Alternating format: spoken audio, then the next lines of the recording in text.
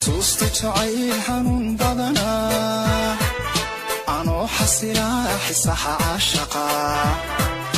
حنوه قدي قوت حتريانو وهي حسكو تبي صحابي ريان حنوه قدي قوت حتريانو وهي حسكو تبي صحابي ريان gacaliso ma hayo erey aan kugu faahfaahiyo jacaylka aan kuu qabo maxaa yeelay waxaan haystaa qof aad khatar u ah oo wax fahmayso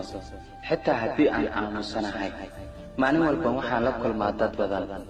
imana fahmaan balse adiga waxaa noqotay qofka keliya ee i fahmaayo mana jeclaan wax aniga i quseeyo inay dad ila wadaagaan laakiin adiga nafteyda ayaa diyaar ku ah wax walba inaad ila wadaagto gacaliso jacaylka aan kuu qabo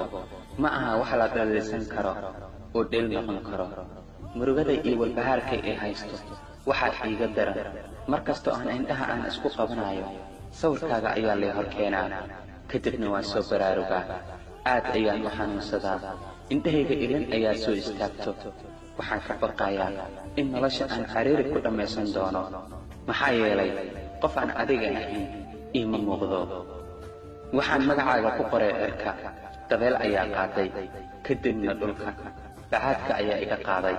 balse qalbigayga ayaa si naxariis leh ugu qoray weligiisna uu ku qornaan doonaa mana laga yaaba in uu ka baxo macaanta aniga ciid meehi waayo adiga ayaa xoogayga ah intaan adiga ku jeclahay waxaan ahay ruux awood leh mana jira ruux igelgeli kara oo dunida ku nool gacaliso jacaylka indha ma lahan dhagana ha ku sheegin wax dambi aan ma leeyahay waayo qalbigayga anigoo wax wara u hayn ayuu ku raacay runta ayaa waxay tahay ilaahay ka saka adiga ayay kugu xiran tahay noloshayda fadlan ha igu daawan caashaqan aan adiga ku qabo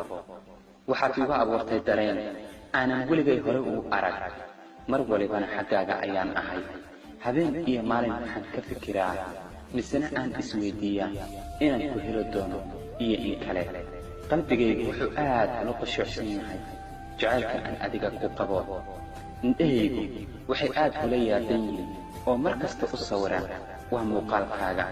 dhagahayguna cod kasta ay maqlaan waxay moodaan kaaga weligay waan ku jeclaa jacaylkaaga dartiisa waxaan u huray nafsadayda sidii aan adiga kugu raaligelin lahaa ama mar walibana aan kugu qancin lahaa